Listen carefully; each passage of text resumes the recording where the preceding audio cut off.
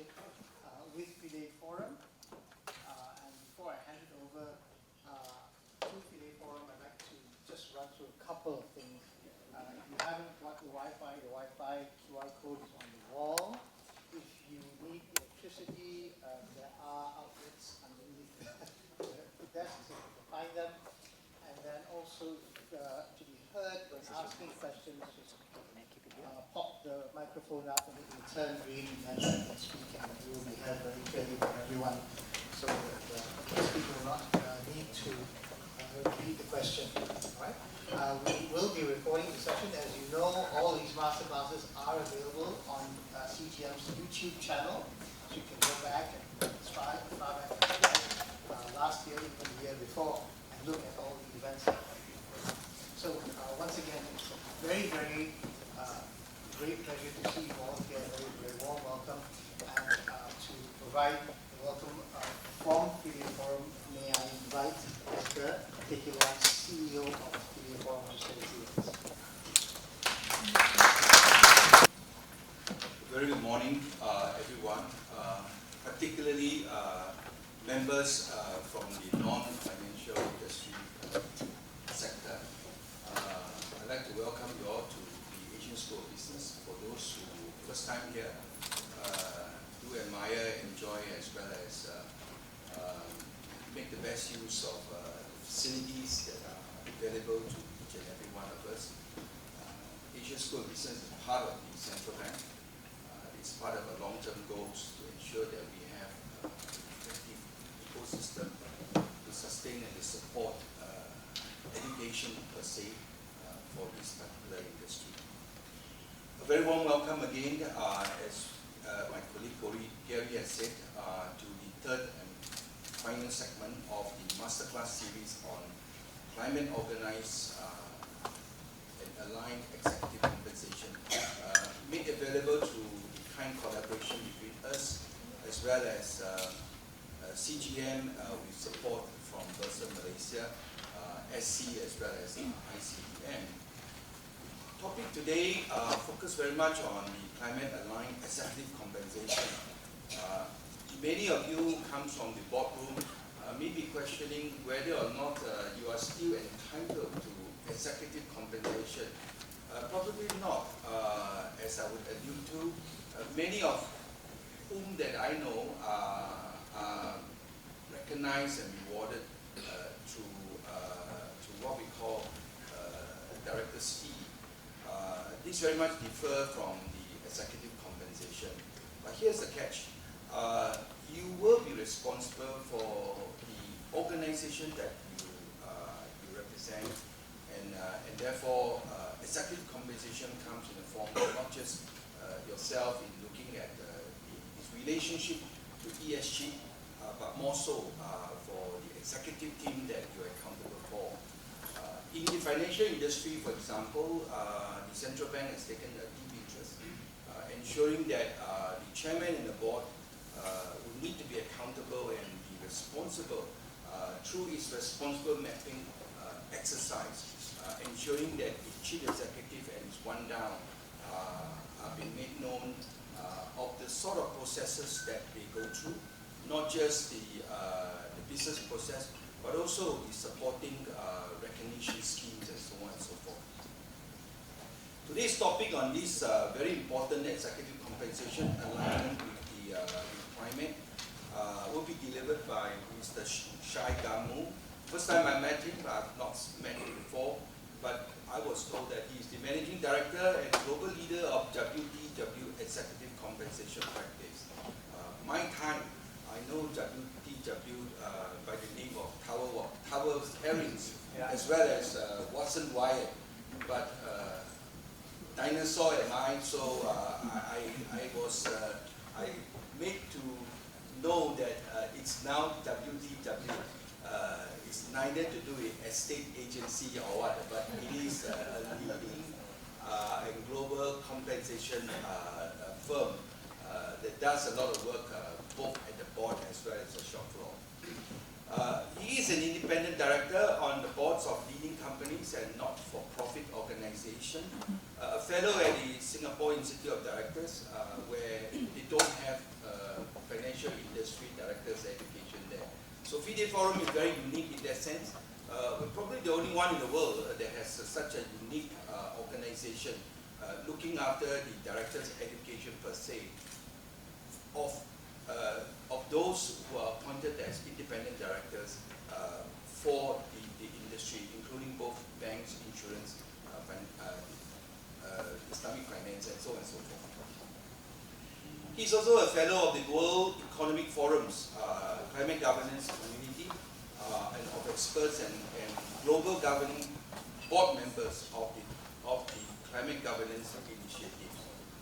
Ladies and gentlemen, as you all know, and you probably have read quite a lot of it already by now, the urgency of climate action has never been much clearer.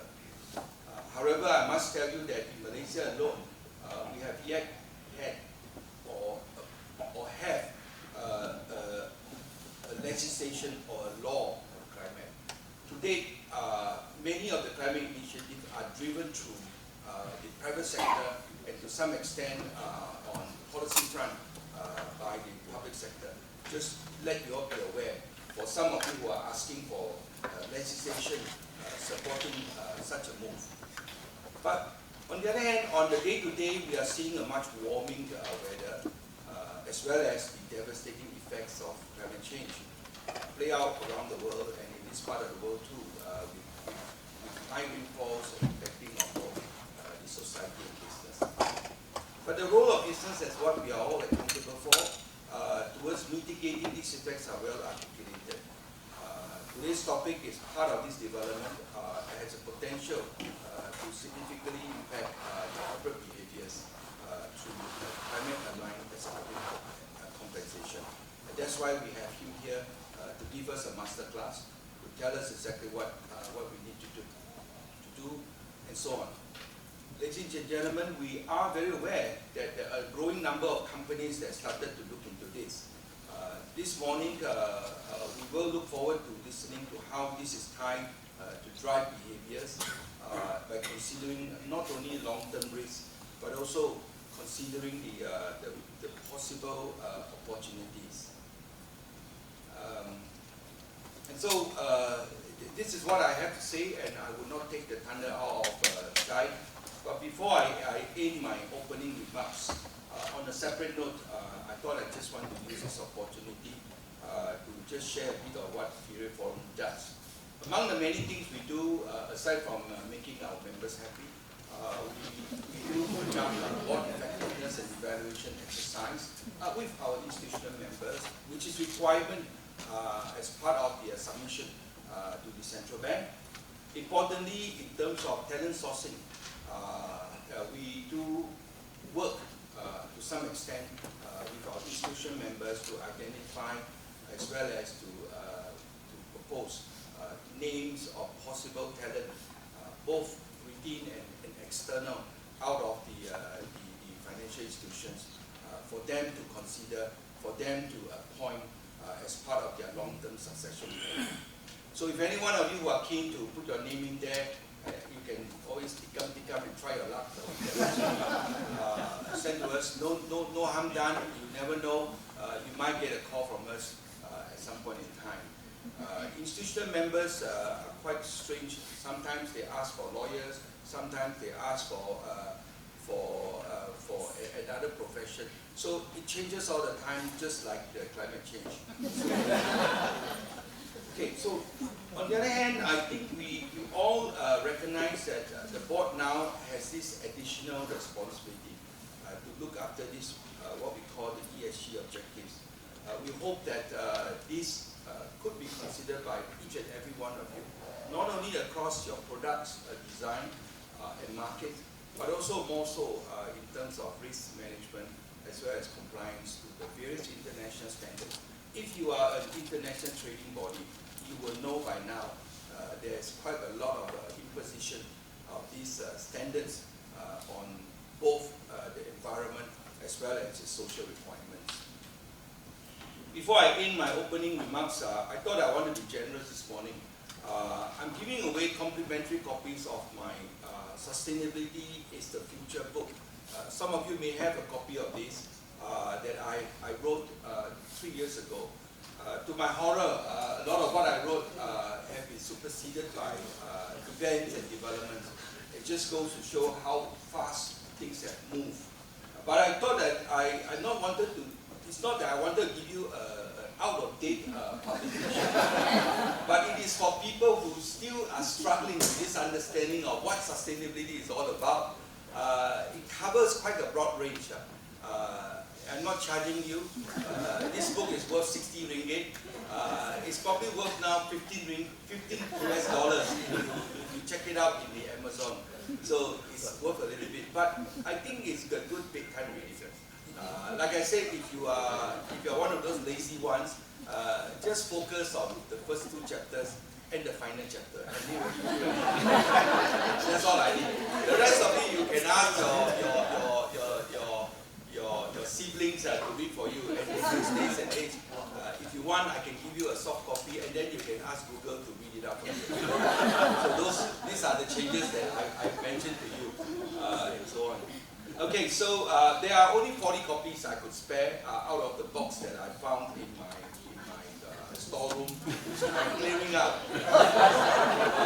I'm a hoarder, so it's time my wife told me that I start to move things out that I don't really need. I think each and every one of you has that kind of feeling, so I don't think I'm the only one. As there are only 40 copies, I'm happy to share it online. If you don't have it today, drop me a line, I'll send you a soft copy of that. There are other 2 copies I'm too shy to share with you because a lot of it are already out of date. They were written about 3-4 years ago. Made possible by COVID because COVID made us sit at home and look for things to do. And that's exactly what I did. Okay, in closing, I hope you find the session by Shai useful, and I hope that you would learn something from here. And thank you again for being here. We look forward to hear from you. Thank you. Thank you very much. So one more thing that you have to say, we will have a photo session at the end of this. All it will be outside on the staircase. It's a very nice staircase. So if you want to be in the picture, do stay with us until then. So with no further delay, I'll turn the floor over to Mr. Shai Ganu for his presentation this morning. Thank you very much. Thank you, Dr. Gary. Thank you, Mr. Day. Good morning, everybody. Good morning. It's great to be back here. Great to be back in KL. I'm based in Singapore, but my heart always is in KL. I come here once a month, and it's great to see so many familiar faces, old friends, but hopefully make some new friends by the end of today as well. My name is Shai. Some of you know I'm not really shy, and it's the first time I've used that joke. No, it's not. I'm really fortunate to be here to talk to you about this topic, which is very near and dear my heart, which is the role of executive compensation in the climate transition. A little bit of background. Mr. Day was very kind in his opening remarks, but sort of perspectives I'll share with you today are both as a consultant, as a practitioner. So WTW, we're the world's largest and oldest executive compensation consulting business. We have about 450 consultants as part of my practice globally who are dedicated, work with compensation committees or remuneration committees, nominations and governance committees, and sustainability committees. I consider myself very fortunate that I get to lead this business globally out of Singapore, which doesn't happen too often. But it does give us an interesting vantage point to make comparisons and contrasts of different practices across different parts of the world. And some of that I'll share with you today. But beyond that, in my personal capacity, I serve on a couple of boards myself and chair the remuneration committee there. These are 2 listed companies in Singapore. One is in the real estate sector, one is in the technology sector. And being on the other side of the table, having to chair a remuneration committee, I can tell you that there is the art and the science. And of course, you have to balance both when it comes to responsible executive compensation decisions. So some of what we'll share with you today is based on WTW's research, but I'll also share my own anecdotes and own personal experience. So what we thought we'll cover today, being a consultant, I don't leave the house without slides, so I have about 200 slides to go through in the next hour or so.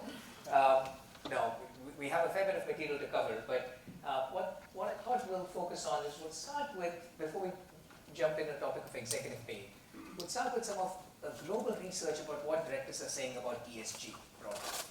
Right, so that sets a good frame.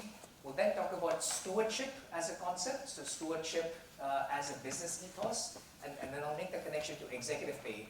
Number 3 is where we'll spend most of our time on, so climate and ESG metrics in executive incentive plans. Just for the sake of avoidance, everything that we're covering today is as your role as board members and the decisions that you need to make for the governance of executive compensation plans. This will not impact your own director fees, because very deliberately we call it executive compensation versus director fees. Director fees are for the time and effort that you spend. They are by definition not supposed to be performance linked, whereas executive compensation should be performance linked, and the definition of performance of course can vary. One of the more emerging definitions of performance is your role or the role of the board in driving climate action. So number 3, I'll share some of WTW's global research on what are companies actually doing today when it comes to aligning executive pay and climate priorities.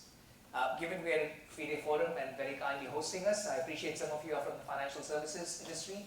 So I have a few data cuts that do a deep dive in financial services, which we'll share more about that as well. But then I will spend a little bit of time. I was told as part of the masterclass, we should not just talk about the what, but also the how you should do this, because this is a very senior group. You've heard some of these things before, so we want to get into more of the what can you actually apply. And a couple of years ago, WTW, we partnered with the World Economic Forum and Climate Governance Initiative, and we came up with this executive compensation guidebook for climate transition. It's available online. I'm happy to send a link to anybody who's interested, but I'll share some of those frameworks with you, including case studies and some examples of how can you actually go about aligning executive pay and climate priorities. And last, if we have some time left, again, I'm told that these master classes are very interactive, so I'm sure there will be a lot of questions, so please feel free to ask questions. But if we have time left towards the end, perhaps a little bit of a thought experiment. This is a growing body of research, and at WTW we've set up a separate behavioral science team talking about the psychology of pay. So everything we know about executive pay, there is the conventional wisdom, what the textbook tells us to do us, but there is a different side of how human beings actually feel and react to it. So if we have time towards the end, I wouldn't mind spending 10 or 15 minutes just as an interactive live polling session to see what does the textbook tell us versus what human beings feel about executive pay. All right? Sounds like a reasonable agenda? Excellent. So let's get started. And please, in the spirit of discussion and learning from each other, if you ever have questions, or if you disagree with something, or if you agree with something, please feel free to interrupt. Let's have that dialogue, because then collectively we'll all learn from each other. But I thought we'll start with a little bit of our global research when it comes to ESG and sustainability.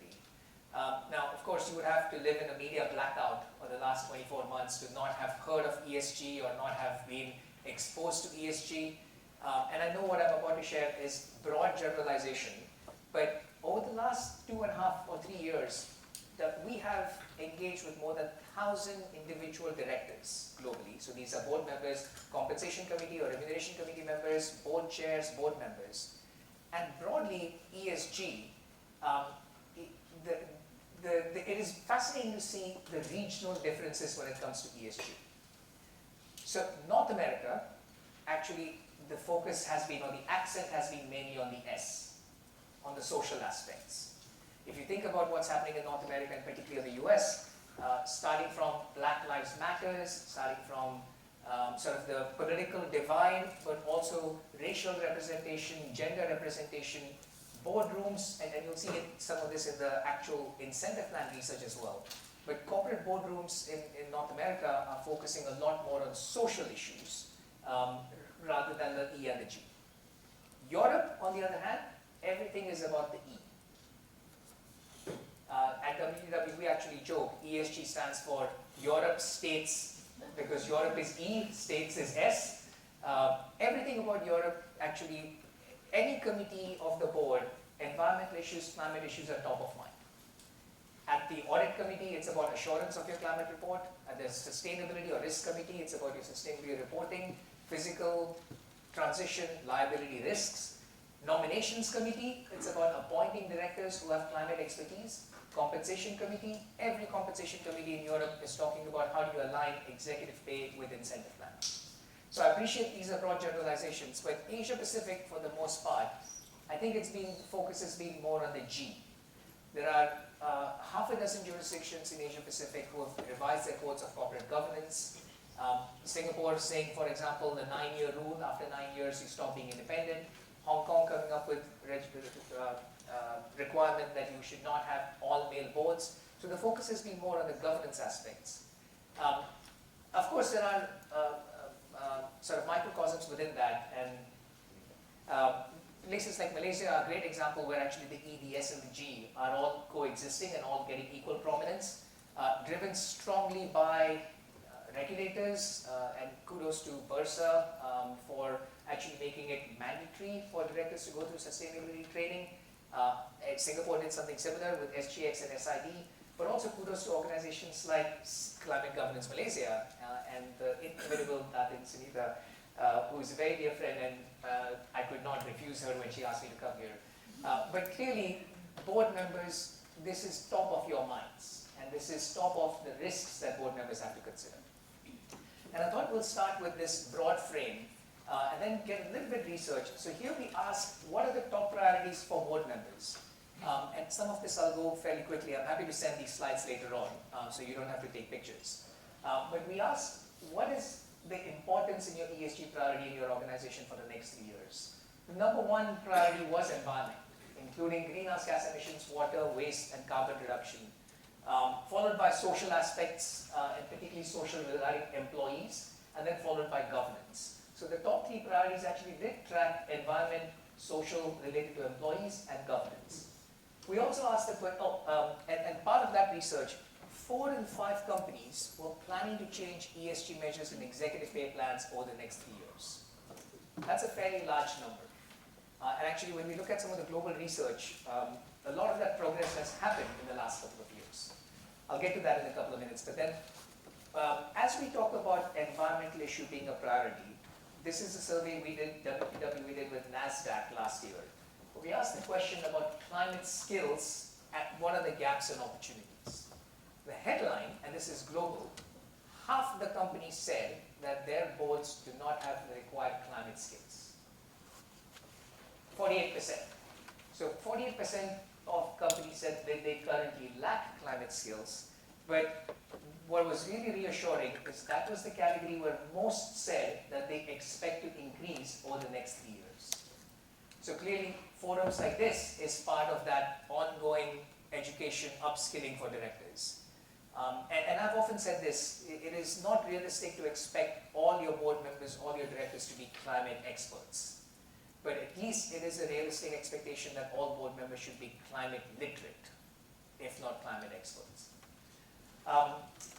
When we then talk about ESG oversight, and some of this, I'll make the linkage to executive pay in a minute, but when we talk about ESG oversight, most organizations today have ESG oversight at the full board, but interestingly, over the next 3 years, companies told us that they are expecting to set up a separate ESG or sustainability committee, increased emphasis on the risk on finance committee, and if you note this, the remuneration on human capital committee is expected to play a larger role on ESG governance.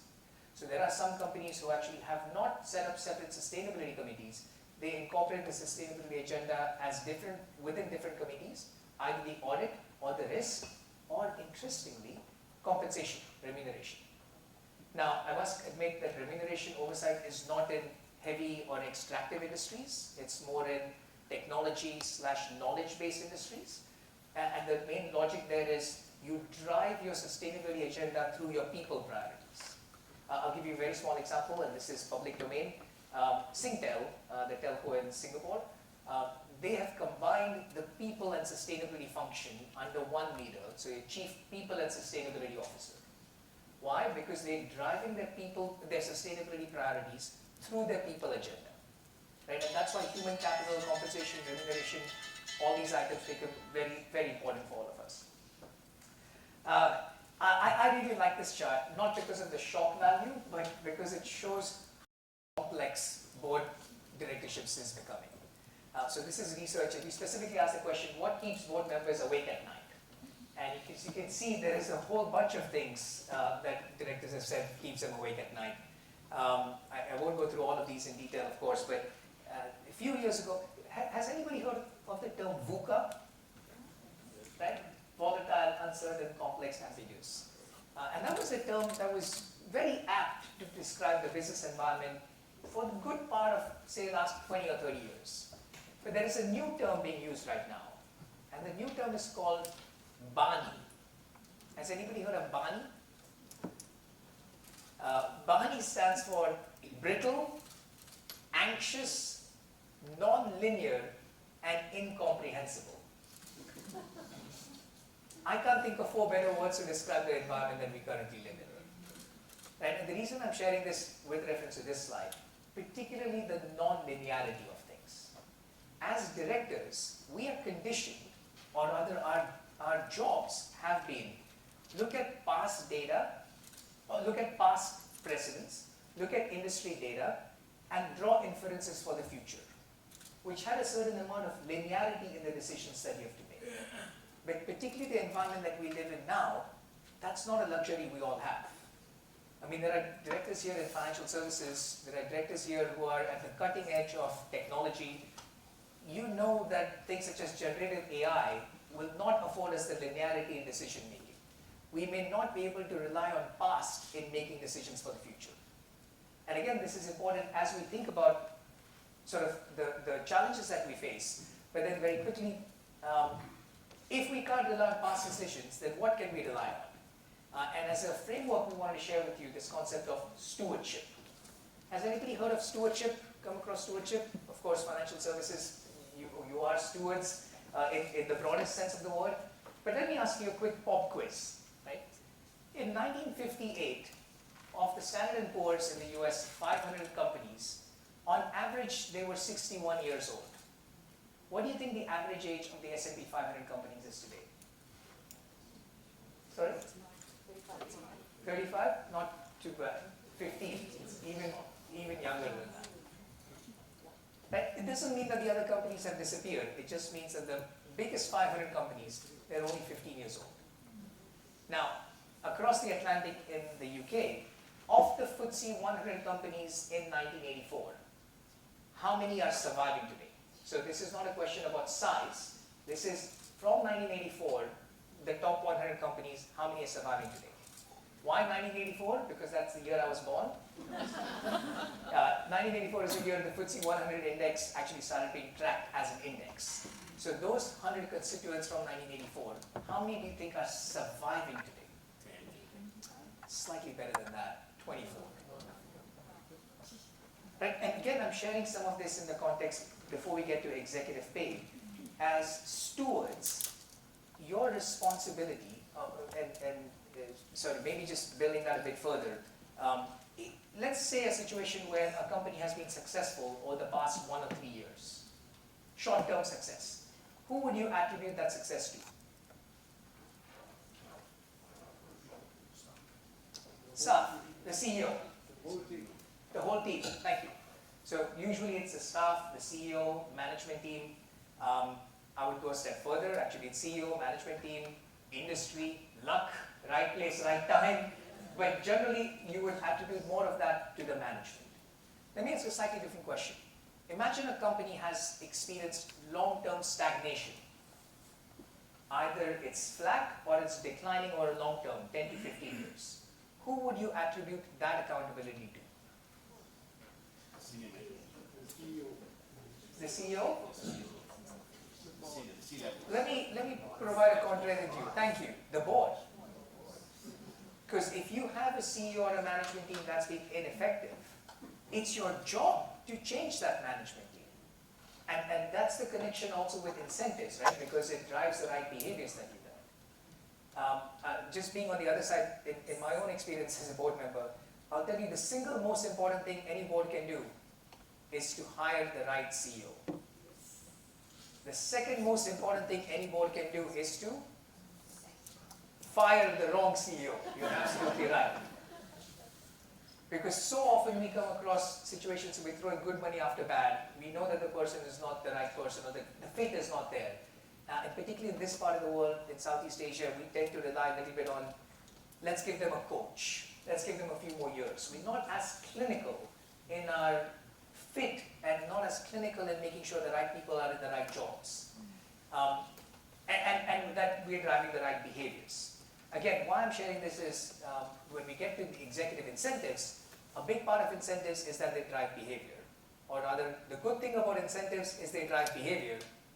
The bad thing about incentives is they drive behavior. Right? And we've got to, as board members, encourage the right behaviors and discourage the wrong ones.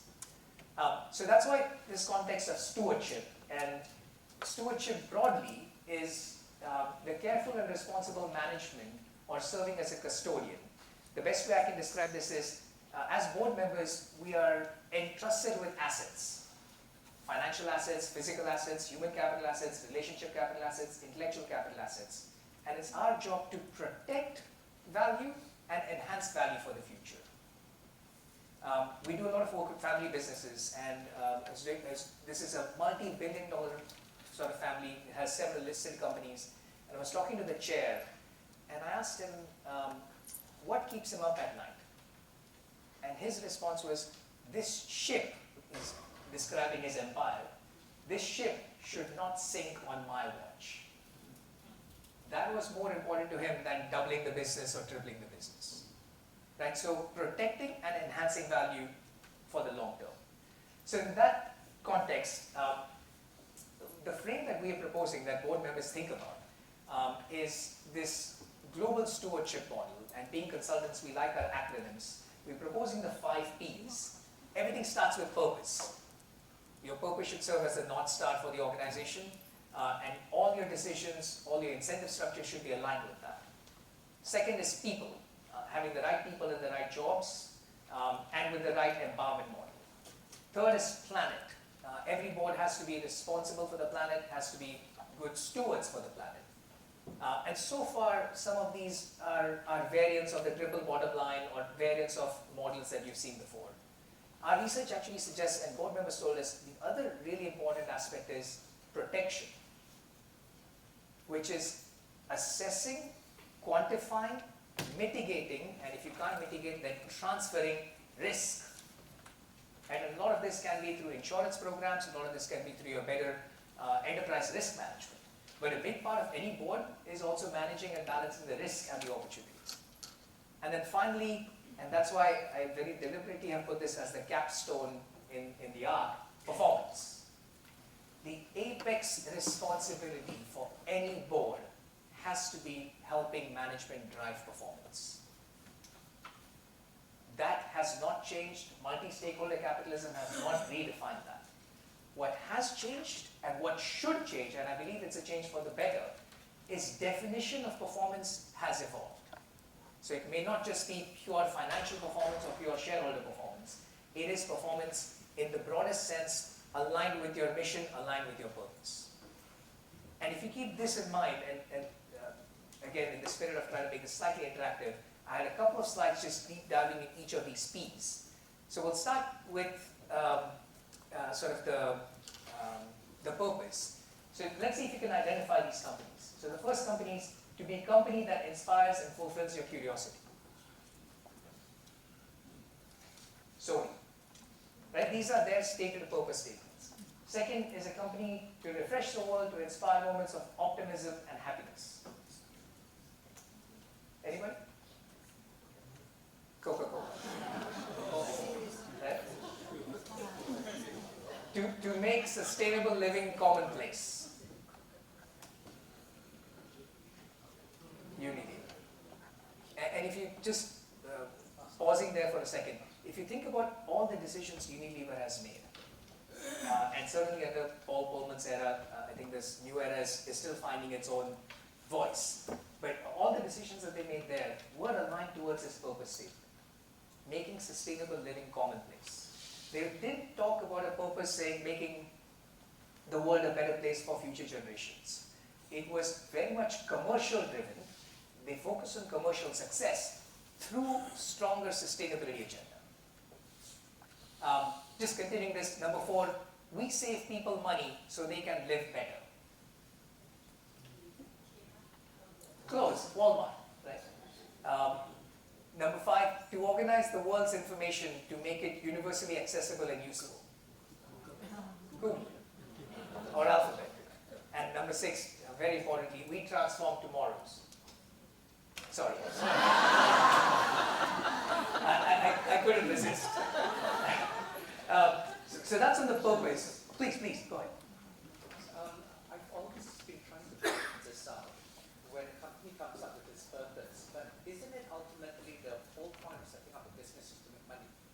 So, do we make it really upfront here, or do we sort of like, come down to this slightly, some bots might say fluffy, at the end of the day? That's a very good question. So I think inherent in your questions there are 2 strands.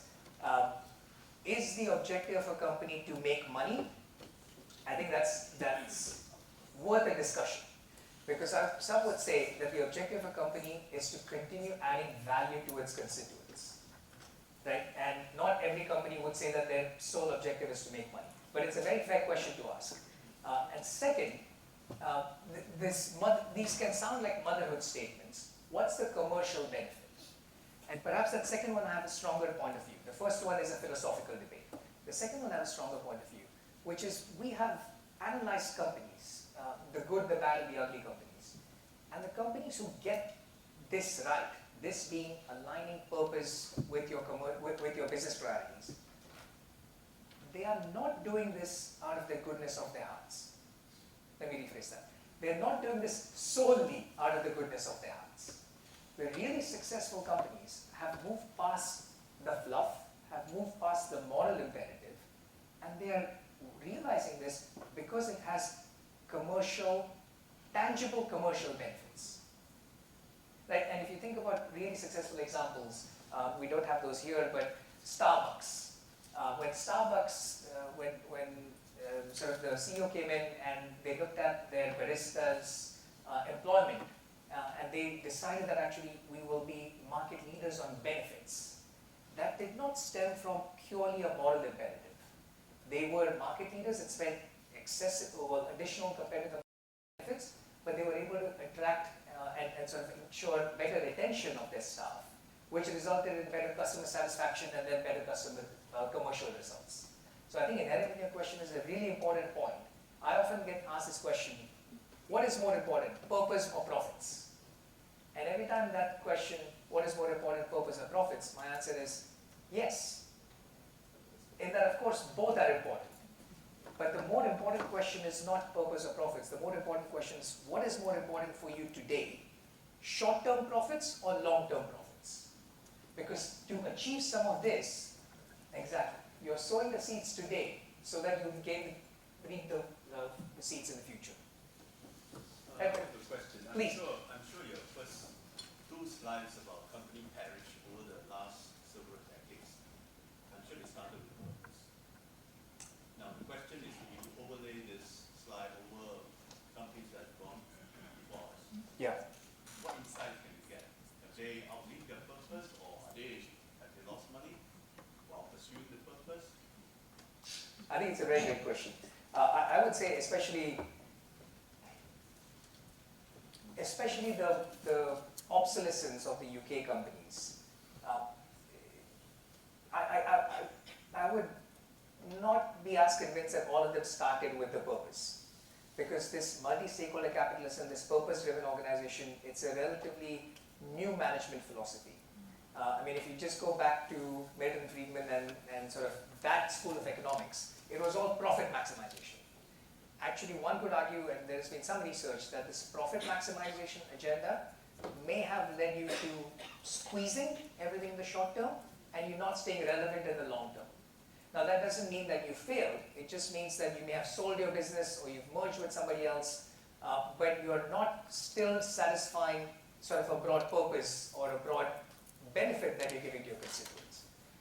But just, and I can send some of this information to you later on, just taking the UK as an example, in the last 5 years, the number of companies who use purpose or in their purpose statement talk beyond financial returns, those companies' TSR has outperformed, TSR, total shareholder return, those stocks have outperformed the ones who don't talk about a broader purpose. And I appreciate 5 years is not a long enough time period, but at least some of the empirical evidence suggests that thinking beyond just share price and profit maximization actually can help you in the long run. One of the other things that's very unique about this part of the world, which let's acknowledge, because a lot of the research is done in the West, the unique attributes of this part of the world is a disproportionately large number of our companies, particularly listed companies, have a controlling shareholder. Either the controlling shareholder is family, or it's linked to the sovereign wealth fund. I happen to serve on a board of one of each, a family board and a sovereign wealth fund linked board. And the unique attribute there is, because of the long-term nature of those investments, they are more amenable to making decisions that trade off the short term for the long term. Families don't care as much, excuse me, if there are any families here who disagree, then I apologize in advance, but most families don't care as much about share price appreciation in the short term. They care about dividends, don't get me wrong, because dividends will pay the family office and then the 35 different cousins will get a cut of it. So they care about dividends, but they care less about the short-term share price appreciation. Hence, they're able to make some decisions that actually are detrimental to the short term but can help in the long term. So it's a very fair question, and if others have a view about this, very happy to have that conversation. But I'll send some of the research that we've done in the UK in particular. All right, just conscious of time, I'll skip a little bit, but as we're talking about some of these different P's, does anybody know who this gentleman is? And again, linkage to incentives. Does anybody know this gentleman? So this gentleman is Andrew Fastow. Andrew Fastow is the former CFO of Enron. He's holding two things in his hand. In his left hand, or in the right hand, he's holding CFO of the Year award. In his left hand, he's holding his prison card. And he is very famously quoted to say, I got both of these for doing the same deals. Because if you study the Enron issue, it wasn't that they were completely breaching the law. They were circumventing it and they were finding loopholes. So adherence to the spirit of the law versus letter of the law. So letter of the law, perhaps not, but spirit of the law, he was, of course, in breach. And the reason I'm sharing this in this context, again, incentives drive behavior. The incentives also drive bad behaviors. And the way Enron was structured, the way their incentive structures, not just financial incentives, but also their social incentives, it was seen as a company that was performing exceptionally well. The best and the brightest come to Enron. At some point, if there are people here from McKinsey, you would know this story better than I do. At some point, it was touted that your career path, you start at McKinsey, go to Enron, right? Because that's your projection, because it's such an important company. And so the incentives, both financial as well as social incentives, drove them to make certain decisions. Why I'm sharing this in the context of stewardship is it's not just sufficient to do what's not wrong. It's a difference to also do what's right. And we, as board members, it's important to as important to stop what's wrong, but also we must avoid what is not right. And of course that doesn't come easy, because there will always be information asymmetry between management and the board. But if you drive this stewardship culture and mindset, then hopefully people are making the right decisions. I'll move quickly. So the third P, climate, hopefully all of you have come across this. And it's a shame that Sunita stepped out, but Climate Governance Malaysia would definitely want you to know all of this, which is the 8 principles of climate governance. Right? There are 8 principles, accountability of the subject. So the World Economic Forum and Climate Governance Initiative came up with these 8 principles. And these are principles by board members, for board members, on how you should govern climate issues. So the 8 principles are accountability, 2nd, command of the subject, 3rd, board structure, 4th, materiality assessment, 5th, strategic integration, 6th, incentivization, 7th, reporting and disclosure, 8th, exchange. if you're not familiar with this, please, if you take nothing else from my session, take these 8, because these are really important tools and principles for you to govern your climate issues and for you to discharge your responsibility as board members. Now, you'll notice specifically 6 was called out, incentivization, which is what we'll cover in the next section. But the fact that the World Economic Forum, Climate Governance Initiative, and CGM, of course, is paying attention to this topic is because incentives will drive behavior. And the hope is it accelerates the change that we all need to happen. Okay, I'll skip some of this, but maybe the last part on performance. So this was a really interesting stat, and this is a study done by Standard Chartered. The reason I'm highlighting this is quite often, especially in Southeast Asia, I get asked this question, Shai, all of this climate governance, decarbonization, it's a very northern hemisphere issue, or it's a very developed market issue. Why should we worry about it? Others made their riches by plundering the environment. It's our turn to do so. I don't disagree with the emotion behind that argument, but what I would caution you to think about though is these have this will have a commercial implication, and specifically this research said 78% of multinationals planned to remove suppliers that could endanger their climate transition plans by 2025. 57% were also prepared to replace emerging market suppliers with developed market suppliers to aid in their transition. And this is really important for Malaysian companies, for Southeast Asian companies. If we are the manufacturing powerhouse, or if we are the manufacturing center for some of these global companies, if we are a part of their supply chains, we can't just assume that because we produce goods and services cheaper than the West, that they will continue buying from us. Global multinationals who have made these very public commitments to decarbonize, they wouldn't mind spending more, or they wouldn't mind changing their supply chains if it means that they can achieve their stated carbon goals. Right? So that's why I'm sharing this in the context of performance. The definition of performance definitely is broadening and changing. And then thinking about sustainability broadly, I mentioned this earlier. Our research suggests there are 3 archetypes of companies. Archetype 1 is companies who look at sustainability as a compliance focus, so tick the box because the regulator is asking it, because the stock exchange is asking it. Archetype 2 is the ones who are looking at this as a social responsibility. Quite often you get a charismatic CEO or a chair who has a moral imperative. I have $2, I don't want them growing up in a world where they earn 70 cents to a man's dollar, etc., etc. Admirable, but does not make long-lasting change. Long-lasting change is only when it's integral part of your strategy, and you can actually realize the commercial benefits that come from it. Which comes to this do good, do well, do right trinity. So sort of do well financially, do good for your ecosystem, do right ethically. By the way, this do good, do well, do right is, I borrowed this from Temasek. They use this as part of their tagline. Do good, do well, do right, so that every generation prospers. Right? So it's a longer term sort of mindset there. Okay, any questions at this stage? Others, I'll jump into the research about what companies are doing when it talks about ESG metrics, and we'll of course do a deep dive on climate metrics in incentive plans. I'll keep powering through. Feel free to interrupt me if there are any questions. So what I'm about to share with you is WTW, we actually for the last 3 or 4 years have been doing this global study that includes 1,200 companies around the world. So of course the US 500, the Canadian, European, and in Asia Pacific. In Malaysia it's still a small sample yet as part of this global study. Of course we've analyzed the top 30 companies in Malaysia, but that's not the analysis in these slides. We use that for our consulting assignments. But basically these are 1,200 odd companies that we've looked at across different industries. Financial services was of course the biggest distribution there. And the good news is 81% of companies have at least some connection between ESG metrics and incentive plans. 81% of all plans.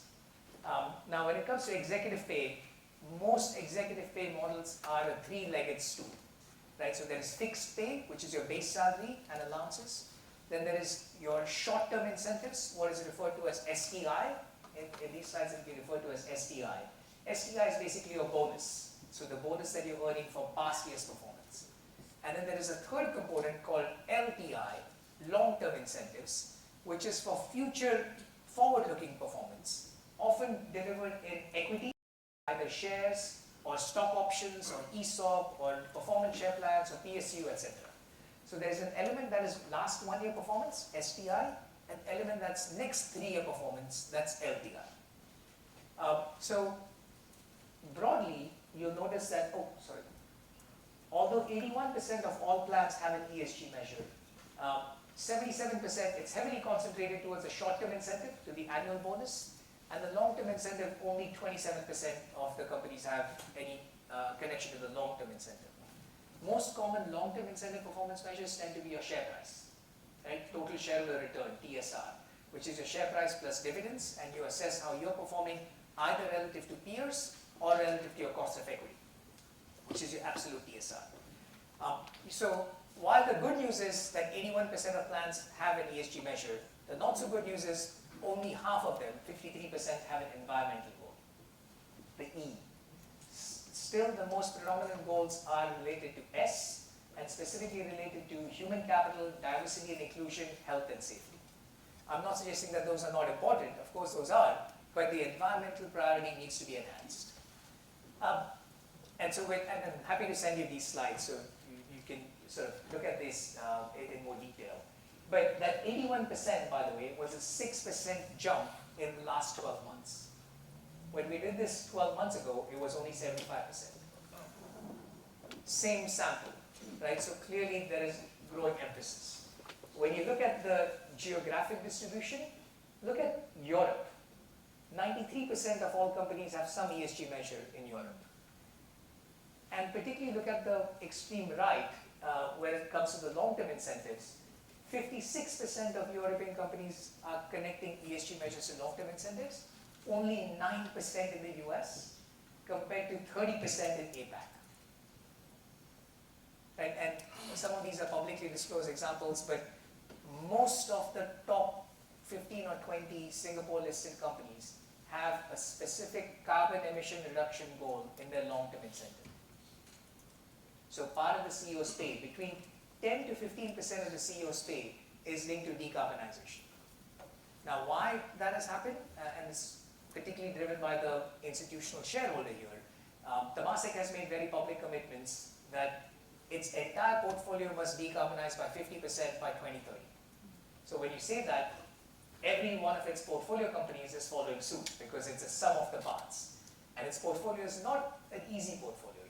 You have an airline, you have an energy company, you have transport company, you have shipping lines. So it's not easy, but a way of ensuring that alignment is all of these companies have put at least some part of the CEO's long-term compensation, CEO and management team, long-term compensation to a specific decarbonization goal. Either it's absolute carbon emission reduction or it's carbon intensity reduction, which we can talk about later on. Digging a bit deeper, and so specifically environmental measures, as I mentioned, saw the largest increase in the last 12 months. So that went up 15 percentage points in the last 12 months. A lot of that driven by Europe, less so in North America and APAC. But then when we look at the breakdowns, 20% of companies in the long-term incentive have specific environmental goals or carbon emission reduction goals, as I mentioned. Looking at, again, regional differences, the environmental goals, the last symbol is there for Asia Pacific. We couldn't find appropriate symbol, but the actual picture of the Earth actually covers Asia Pacific there. So environmental measures, still 39% of companies link their environmental measures to the executive incentives.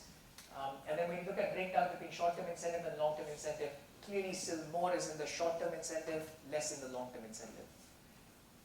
Financial services, because I know there are a few people from financial services industry here, unfortunately not the market leaders when it comes to this issue. Financial services are a little bit sort of closer to the median, but I would say lagging a bit, because particularly the financial services companies have not put as much emphasis on their long-term incentives to decarbonization efforts. We'll do a little bit of a deep dive on this when we look at financial services in detail. But for financial services companies, your own emissions is easier, excuse me. It's the impact that you have on the ecosystem, either through your lending book or through sort of the decommissioning. Who you decide to lend and decide not to lend are equally important decisions there. But there, of course, there is some more room for improvement. I'm just conscious of time, so I'll skip some of this, but specifically looking at the environmental goals, Asia Pacific, 40% of the companies had environmental goals. In North America, clearly a lot more room to grow, only 24%, even though that was a 13% increase in the last year. So it shows that in North America, as I was describing earlier, a lot of the emphasis is on the human capital or the social aspects, not quite the environmental aspects. Please. Yeah, I just exchange views. Why is transportation not featuring in your sector? Aviation, maritime. We put that under utilities. Oh, Utilities. Because in a lot of cases, like the rail, is considered as a public utility. But if we need to do, I mean, we have all the data. So if anybody's interested in transport, we can do a subset of that. But with our global classification, we will put that in the utilities. I have a question. Please. You probably know this, the UN Climate Action Report says the energy industry is responsible for almost 3/4 of the emissions. Yeah? Yeah. So I'm just thinking in terms of tying this incentive plans to the risk factors. What are your views? You know, because if you look at, say, for example, if they do a net zero strategy by 2050, Yeah. a lot of us are not going to be around by 2050. Yeah. So what are the risks that can be factored into this incentive plan, if you've seen any that have gone through some of this thought process? Very good question. Thank you. So two thoughts, particularly when it comes to the energy sector. Number one, a lot of the energy companies who have set these decarbonization goals, an easy way of achieving this, particularly let's say you're an energy company and you have coal-fired power plants. An easy way of achieving your goal is to divest your coal-fired power plants. But that's not the answer. And sorry, I'm sharing this as a bad example, right? Because divesting a coal-fired power plant doesn't solve the problem. It just makes it somebody else's problem. And actually it makes it somebody else's problem who may not be as responsible as you are, or may not be as committed to climate action as you are. And that's is where, I guess, the financial services also plays an important role here. We have examples in this part of the world, Asian Development Bank setting up a consortium of financial services companies, coming together with a syndicated sort of structure and buying these power plants, and then a phased decommissioning of them over the next 20 or 30 years. That is the more responsible action, rather than just saying, get rid of it, my balance sheet is, my book is clean, I've met my goals. But you and I know that's not going to happen in the next 20 years. Yeah, so that's part one, which is the ideal. Then the part two about alignment with incentives. Every time we've designed an incentive plan, and I'll share some of those examples with you later on, the 2030, 2050 ambition is immaterial, let's be honest, it's academic. Because you can't really tie any incentives to 2050 goals. None of the management team is going to be there, right? It's what I call, the technical term is SEP, somebody else's problem, right? So you want to avoid that. What you want to look at is the glide path over the next 5, maximum 10 years. And I would say 5 to 10 in this part of the world is more defensible because the average CEO tenure in our markets is around that 7.5, 8 years. The average CEO tenure in the US is only 3.5 years.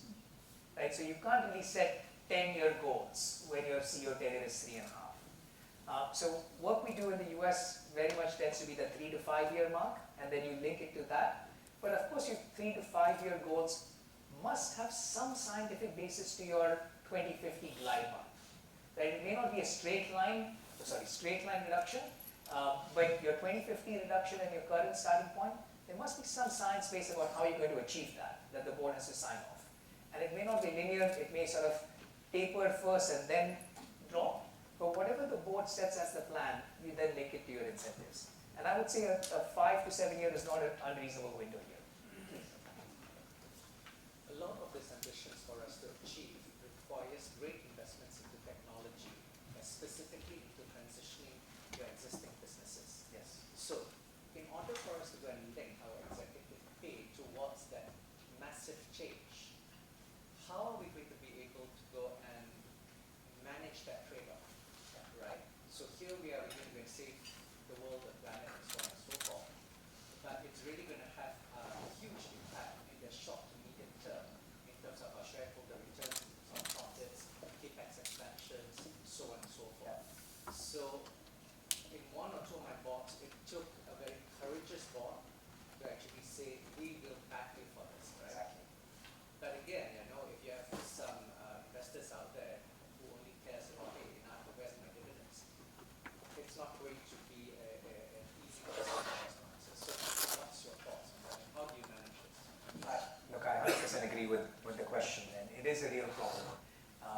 And I'm not suggesting that's necessarily a right or wrong view, but you're right that some investors have that view. I don't care about saving this planet. I want to maximize my returns in the short term. Part of the answer is in your statement itself that it does need a courageous board. It does need a courageous investor base to say, you know what? Again, the trade-off that we're making, short-term profits versus long-term profits. Because if we don't get this right and don't make this transition now, it will hurt our cash flows, it will hurt our ability to give dividends in the long run. So it does take that courageous board. But then the second thing I would say is, in your executive incentives, it's always important to balance both the effort as well as the outcome. So there may be elements in your executive incentive that you're actually rewarding efforts, milestones. Did you set up solar plants? Did you, is your sustainability report gone through assurance? Have you set science-based targets? These could be small milestones. Of course, you don't pay multi-million-dollar bonuses for those. These are like small nudges. But small nudges that focus on effort and activity, and then a big pot of gold that focuses on outcome. And getting that right balance of effort and outcome is critical, because if you focus too much on one versus the other, again, it drives different behaviors. But particularly when it comes to incentives, and I'll share this, we come up with a spectrum, a design spectrum of easy to implement, low impact, difficult to implement, high impact, where you can actually drive some of that behavior change that you want. So if you don't mind, I'll come back to that part when we go to that slide. But it's a very fair question. Okay, again, in interest of time, I'll skip some of this global research. I will send you these slides. If you have any questions, feel free to ask. But one key finding was, where there was an ESG measure, the median weightage was 20%. So it's not large, right? So 20% is not significant. This is covering E, the S, and the G. The median weight on the environmental measures was only 10%. So 10% of your executive incentives linked to environmental goals. Now, I'll share one of these examples with you later on. There's a company in the US called Excel Energy company, where half of the CEO's pay is linked to decarbonization. Right? When it's meaningful like that, it will drive change. When it's 5–10%, let's be honest, it's not going to drive as much change. It can serve a different purpose. The different purpose is it makes it visible. You serve the optics. You get the entire organization to align. But it's like 5 or 10% is not going to really get people to completely reorient their behaviors. Okay. Again, if anybody's interested, I'm happy to send you a soft copy of this as well. This is the Executive Compensation Guidebook for Climate Transition. And this was a practical sort of toolkit for board members about how you go about aligning executive pay and incentive structures. I'll start with this, if you don't mind. And this is a loop that we call sort of the step-by-step guide for driving your climate priorities.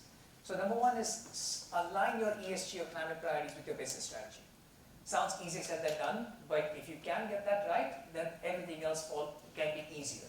If you're still thinking about climate or ESG as a compliance activity, then to be honest, incentives is not the problem you need to solve. There are higher order problems you need to solve before you get to incentives. We start with that, number one. Number two, then have your long-term goals. And so really stretch long-term goals that tie to the company's vision. Number three, select the right metrics for fit-for-purpose systems and incentives, and I'll cover that in a minute. Number five gets underestimated, but it's critically important. tell the story with disclosures. An old mentor, the gentleman who actually got me on my first board, he's now the chairman of SGX, Kobudwi. He had this view that, and he said to me, when in doubt, disclose, right? Which is a good thing for the chairman of the stock exchange to say, but also as a board member, when you have questions that could be, should we disclose, should we not disclose, when in doubt, disclose. So that's more of the compliance aspect. But you can and should use disclosures as a competitive advantage.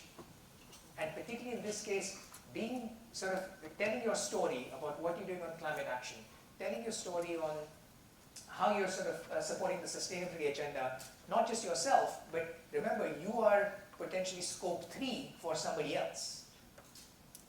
And if you get that right, then you're actually making them look good as well. And telling that story, it's a fine line, I appreciate, between greenwashing and sort of actually telling your story and getting the credibility that you want, but focus more on the latter. And then when you get it right, number 6, evolve and learn over time. Very much this is a case of continuous improvement. Nobody has all the answers. If anybody comes to tells you that they have the definitive playbook on how to deal with climate issues, they're probably 1 or 2 steps ahead than you are, but nobody has all the answers. Right? People, this is evolving so quickly, so rapidly. But evolve over time, learn, iterate, learn from your mistakes, learn from other people's mistakes, and then sort of go back in that same loop. And when you do this right, I think when you select the right metrics, it's important to look at these criteria, the materiality of the metric. So is it really material to your sustainability agenda? Can you measure it? Is it broad enough? Can you compare? And do you have clarity? And again, part of this is also going to be the assurance of your climate priorities and external assurance. And if you can get this filter and select the right metrics, then we get into how do you actually align them to incentives. So this was what I was mentioning earlier, the design spectrum. So we've actually come up with this design spectrum. At the top is low impact, easy to implement. At the bottom is high impact, difficult to implement. Of course, things that are high impact usually are difficult. But the easiest way you can sort of ensure this alignment is what companies call an underpin. So an underpin is a minimum requirement before any incentives are paid. Right? Usually it's a very low watermark, very easy to achieve. Always a 80-90% probability that you'll get that underpin. And so there is no upside but only downside. Why do you have underpins? Is because it helps tell the entire organization that this is important.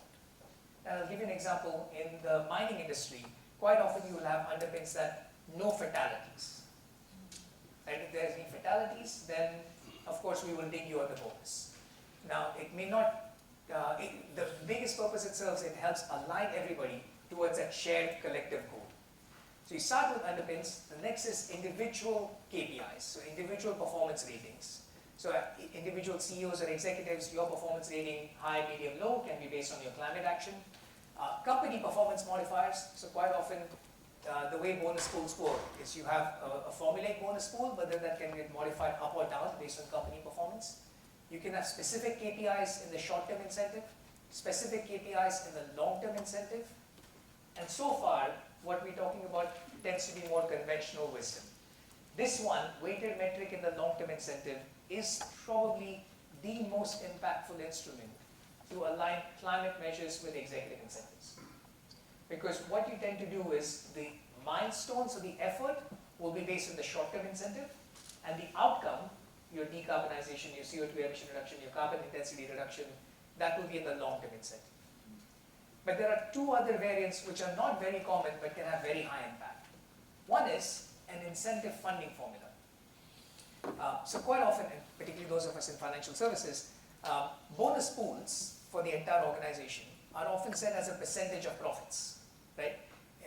If you are more sophisticated, you can set percentage of risk-adjusted profits or economic profit, etc., etc. So bonus pool set as a percentage of profits. What some companies have started doing is the bonus pool is a percentage of profits, but the profits are adjusted downwards for a carbon charge. So it's not just sufficient to generate profits, We want you to generate profits while reducing your emissions. If not, then the pool that is used for your bonus computation actually becomes lower. Easier said than done, of course, but it helps drive that the prominence to it. And then the last one is a standalone incentive plan. Now, I'll be honest, in the West, this is not very common. Partly it's not common because proxy advisors frown upon too many incentive structures. But let's take advantage of where we are. In Malaysia, in Singapore, in Southeast Asia, proxy advisors are not as prominent, and what's more prominent is the institutional investors' views on some of these issues. So particularly the family or the sovereign wealth funds' views on some of these issues tend to be more rewarded. And having a separate standalone incentive, this is a really clever way that we've seen some companies do this. So if you think about all the incentives that you and I get, the model is based that time is constant and performance is variable. Right? So in the short-term incentive, it's a 1-year performance period. In the long-term incentive, it's a 3-year performance period. And at the end of that, you'll say, did you achieve threshold, target, or superior performance? When it comes to climate in particular, another model could be where performance is constant and time is variable. So basically, you say that your goal is 20% reduction in carbon emissions. If you achieve that in 3 years, you get your full bonus. If you achieve that in 2.5 years, we'll give you higher bonus because you've accelerated the transition. If it takes you 4 years instead of 3, we'll ding you a bit. So it puts that much more emphasis on time and the sense of urgency. Just as we're talking about urgency, by the way, these are a couple of the examples that I mentioned. Excel Energy was a US company where a large portion of the CEO's compensation is actually linked to one goal, which is the carbon emission reduction. The other goal is their share price. So again, what they're saying to, and if you can think about it, goes really hand in hand. The better an energy company starts focusing on renewables, the higher multiples they get. Of course, the margins are lower, but the multiples start getting re-rated. So the TSR and the decarbonization goes hand in hand. But it would be remiss of me at this point not to mention, I'm sure some of you are asking the question, look, aligning executive pay with climate, with ESG goals, why? Why should we do this? I mean, are we rewarding management for doing their jobs? And short answer, yes. There are some board members who feel this is part of your job. This is what you get your base salary for. And I don't disagree with that argument. But the argument that we make is, especially when it comes to climate change, but on other issues as well, like social issues like diversity, equity, inclusion, gender representation, a couple of these issues, we are running out of time. We can't just rely on management team to do the right thing because they believe it's the right thing. So any additional carrot and stick that we give that can help accelerate the change is going to be important. Okay, maybe just looking at a little bit of do's and don'ts as you look at this. So as you think about this connection between performance and reward, my suggestion would be continuously monitor and evolve the measurement of goals. Don't just add in ESG or climate measures to check the box. Consider your company-specific goals. Don't just blindly follow what others are doing. Measure short, medium, and long-term progress. Don't just set annual goals with no linkage to your long-term view. Select the right metrics that are quantitative. Don't just pick qualitative measures. Tell the stories with disclosures and prospectively transparent disclosures, i.e. tell us today what you're trying to achieve over the next 3 years. Don't after 3 years tell us this is what we were planning to achieve all along. So tell us today what the goals you're setting, and then at the end of 3 years tell us how you achieve those goals. And I can't emphasize this enough. The number of companies we've seen that actually manage all of these in silos. Your investor relations team, your finance team, your HR team, your sustainability team, they're not really talking to each other. Get them to talk to each other because then you can avoid quite a few of these problems. I'm conscious of time. We have a section on the financial services deep dive. I will send you these slides. I won't go through all of these right now. But the summary for financial services was, your problem is not your own emissions. Your problem is the emissions that you can impact of your constituents, right, of the broader ecosystem. And so our point of view is financial services being the stewards economy-wide transition, focus on engagement versus automatic divestment. So don't just sell your power plants, engage with people, so that you can go through a phased decommissioning of those. Look at holistic and forward-looking risks. Consider environmental risk beyond just climate risks, or beyond just carbon emissions. So specifically focusing on nature, biodiversity, water, etc. And mobilizing investment and financing to climate solutions. That's going to be a really important part for the financial services. I'll send you this slide so you can look through this, but we have to account for the psychology of pay. Human beings, we discount very significantly for time, we discount for uncertainty, we hate losing more than we like winning, we ascribe higher value to relative outcomes, we feel equity and fairness is extremely important, and let's be honest, we consistently make economically irrational decisions. And the sooner compensation committees, board members realize this and adapt this, the better we can make decisions in our remuneration committee. All right, on that note, I think we're over time, but thank you very much.